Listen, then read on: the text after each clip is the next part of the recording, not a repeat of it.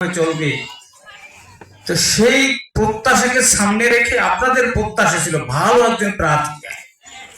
আমার বক্তা একটু আগে বলে গিয়েছেন, আমরা মাদারীপুর 2 আসনের জন্য ইসলামী আন্দোলন বাংলাদেশের মুহতারাম আমির পীর সাহেব হুজুর চরমোনাই হাত পাখার পক্ষে যে প্রার্থী আমরা মনোনয়ন দিয়েছি, আপনাদের কি প্রার্থী পছন্দ হয়েছে? আপনাদের ওয়াদা ছিল ভালো মানের প্রার্থী দিলে আপনারা ভোট দিয়ে সংসদে পাঠাবেন, ঠিক কিনা?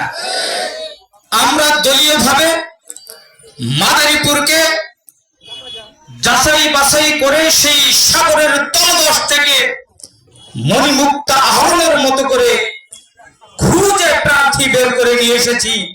সর্বশ্রেষ্ঠ প্রার্থী মাদারীপুরের আপনাদের হাতে তুলে দিলাম। এবার আপনাদের ওয়াদা রক্ষা করার পালা। প্রিয় বন্ধুগণ, প্রিয় সমাবেশ, এই মাইকের আওয়াজ যতদূর যাচ্ছে আমি সকলকে এই আবেদনটা রেখে গেলাম। আমরা ভালো প্রার্থী দিয়েছি, আমার কর্মীদেরকে আমরা বলবো, আমরা যে ভালো প্রার্থী দিলাম আমার প্রত্যেকটা ভোটারের কাছে এই আওয়াজটা পৌঁছানোর দরকার আছে কিনা। আমি সমাবেশ দিলাম, প্রধান অতিথি আনলাম কাবা ঘরের ইমাম, কিন্তু এলাকার মানুষ যদি না জানে মাহফিল জমবে?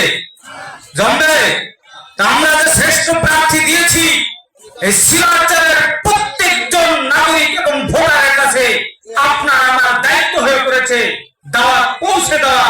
আমার মনে হয় আমরা যে প্রার্থী বাছাই করেছি এই নাগরিকের কাছে যদি আমরা সঠিকভাবে দাওয়াতটা পৌঁছে দিতে পারি, ইনশাআল্লাহ এই শিলাচরের মানুষ আমাদেরকে নিরাশ করবে না।